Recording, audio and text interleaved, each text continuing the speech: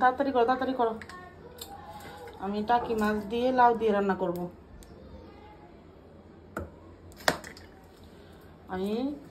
আমি বহু বছর যাবৎ ইউটিউবে ভিডিও বানাই, কোনোদিনও বয়স দিই নেই।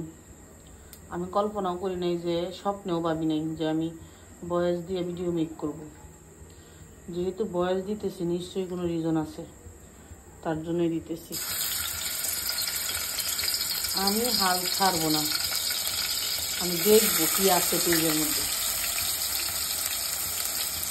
আমি তো রসুন চটকানো আর পেঁয়াজ কুচি দিয়ে দিলাম লাউ তরকারি জন্য।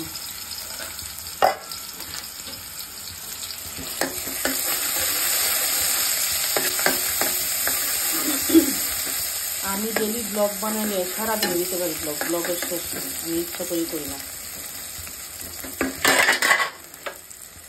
আমি সারাদিন যে পরিমাণে কাজ করি, তাহলে আমি ডেলি ব্লগ বানাতে পারি। ধনিয়া, একটু জিরা, আমি হলুদ খুঁজতে খুঁজতে পেঁয়াজের কাম সারিয়ে দিচ্ছি। লাউয়ের তরকারিতে নাম মাত্র হলুদ।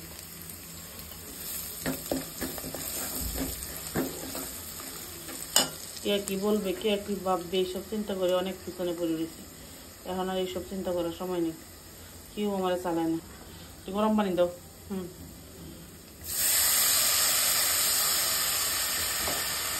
এই যে আমি এত অসুস্থ, কেউ আমার কাজ করে দিয়ে যায়, কেউ কাজ করে দিয়ে যায় না, তাহলে আমাদেরকে কি বলবে? তার বাবার সময় আমার আছে, ছেলে মেয়ে বড় হয়েছে, ছেলে মেয়ের সাথে অনেক সময় অনেক কিছু করতে হয়, মনে করেন আমি সেটাই করতেছি।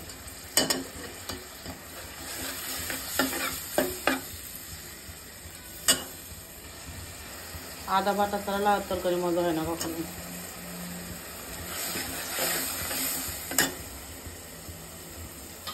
তারপর হচ্ছে পেঁয়াজ, কাঁচামরিচ, রসুন বাটা।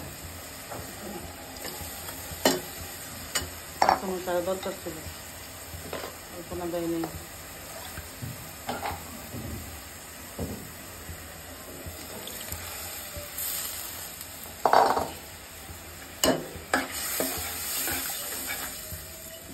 যা দেওয়ার আমি সব দিয়ে দিলাম। মাছটা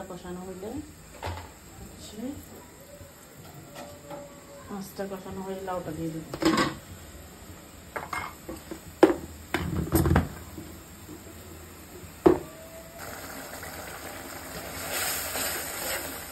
মাছটা কষানো হচ্ছে, এখন লাউটা দিয়ে দিই।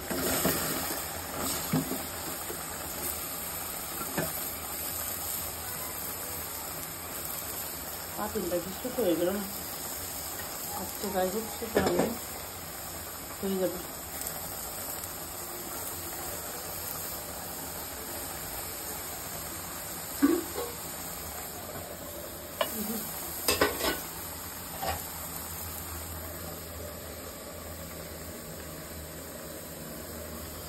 আইসার খিচুড়ি সেদ্ধ হইতেছে না, বাগার দেওয়া হয়নি। দেখি তরকারির কি অবস্থা। এই দেখেন, আমার করে পাতিলে ধরে না, এখন যে সিদ্ধ হইতেছে আর লাউ কমাতেছে।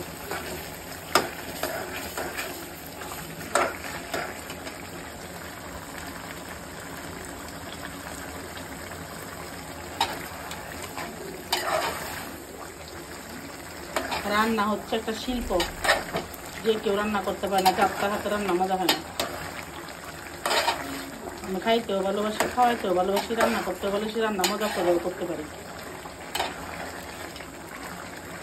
আমার রান্নার গুণ আমি বিচার করি, কারণ কোনোটাই মজা কম হয় না, অনেক মজা হয় সবসময়। আর একটু সিদ্ধ হবে, তারপর ধনে পাতা দিয়ে নামাই নিব। আপাতত আমি বিদায়।